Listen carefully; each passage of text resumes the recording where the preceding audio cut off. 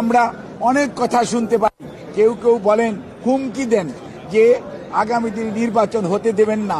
মনে হচ্ছে সেই স্বৈরাচারের যে আচরণ ছিল, স্বৈরাচারের যে কথা ছিল, সেই ধরনের কথার পদধ্বনি আমরা শুনতে পাই। সেজন্যই আজকে আমরা আশঙ্কিত হই অনেক সময় যে নির্বাচন নিয়ে ষড়যন্ত্র হচ্ছে। কেউ কেউ বলার চেষ্টা করেন প্রধান উপদেষ্টা মহোদয় তো প্রধান নির্বাচন কমিশনার ও নির্বাচন কমিশনকে বলে দিয়েছেন ফেব্রুয়ারির মধ্যভাগের মধ্যে নির্বাচন সম্পন্ন করতে। আর যখন আমরা শুনতে পাই সরকারের একটি অংশ এখনো যারা সরকারের সাথে সম্পৃক্ত আছেন, সেই অংশের পক্ষ থেকে কেউ কেউ যখন বলেন নির্বাচন এটা না করলে হতে দিব না, ওটা না করলে হতে দিব না, আবার গণতন্ত্রের কথা বলবেন। এই দেশের মানুষ গণতন্ত্রগামী মানুষ। এই দেশের মানুষ জানতে চায় তার প্রতিনিধি কে, তাদেরকে সরাসরি দেখতে চায়। এই দেশের মানুষ পিআর সিস্টেম কি সেটি কোনোদিন প্র্যাকটিস করেও নাই, সেটি জানেও না। পৃথিবীর অনেক দেশে পিআর আছে, নন পিআর আছে, বাট সবচেয়ে বড় গণতান্ত্রিক দেশ হচ্ছে আপনার ভারত। তারপরে বলেন ইউকে, তারপরে বলেন ইউএসএ।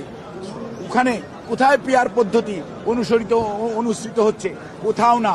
কাজেই মনে রাখতে হবে, জনগণ তার প্রতিনিধিকে সরাসরি দেখতে চায়, নির্বাচিত করতে চায়, দায়বদ্ধ করতে চায় এবং তাকে জবাবদিহিতার আওতায় আনতে চায়। কাজেই কোনো অবস্থাতেই যারা পেছনের দরজা দিয়ে ক্ষমতার স্বাদ গ্রহণ করার জন্য চিন্তা ভাবনা করছেন, তারাই হয়তো পিআর পদ্ধতির কথা বলে থাকেন। কিন্তু আমরা অত্যন্ত স্পষ্ট ভাষায় বলতে চাই, জনগণের মনের ভাষা বোঝার চেষ্টা করুন।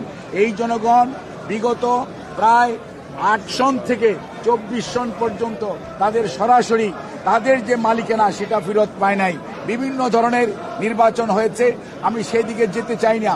কিন্তু আজকে মানুষের জন আকাঙ্ক্ষা হচ্ছে আমার ভোট আমি দেব, যাকে খুশি তাকে দিব, নির্বিঘ্নে দিব, নিঃশঙ্ক চিত্তে দিব। কাজেই যারা আজকে ধমক দেন নির্বাচন হতে দিবেন না, তারা কি ভেবে দেখেছেন জনগণ কি এটা চায়? জনসমর্থন কি এটাতে আছে?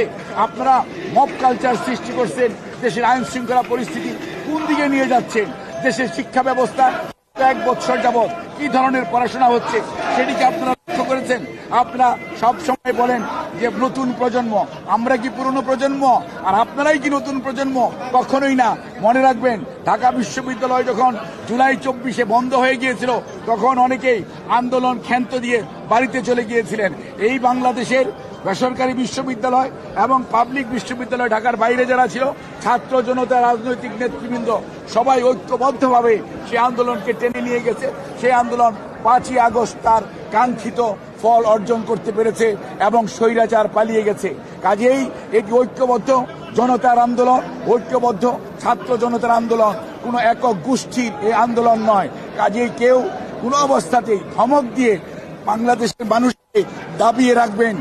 ইতিহাস শিক্ষা দেয়, যারা 73-এও ছিলেন তারাও যেমন দাবিয়ে রাখতে পারেন নাই, আর বিগত স্বৈরাচার অনেক ধমক, অনেক প্রশাসন, অনেক আইন শৃঙ্খলা রক্ষাকারী বাহিনী, অনেক গুম, অনেক শহীদ, অনেক পঙ্গুত্ব বরণ করিয়েছেন।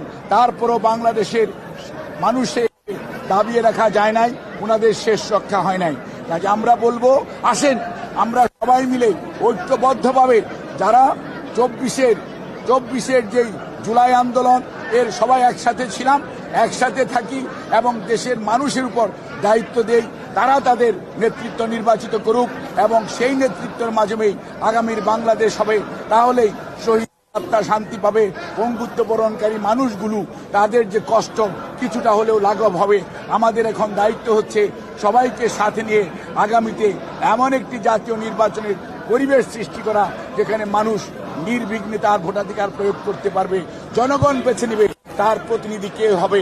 আমি আহ্বান জানাবো, আপনাদের কর্মসূচি নিয়ে মাঠে থাকেন, ধমক দিয়ে থামিয়ে রাখা যাবে না নির্বাচনী অভিযাত্রাকে।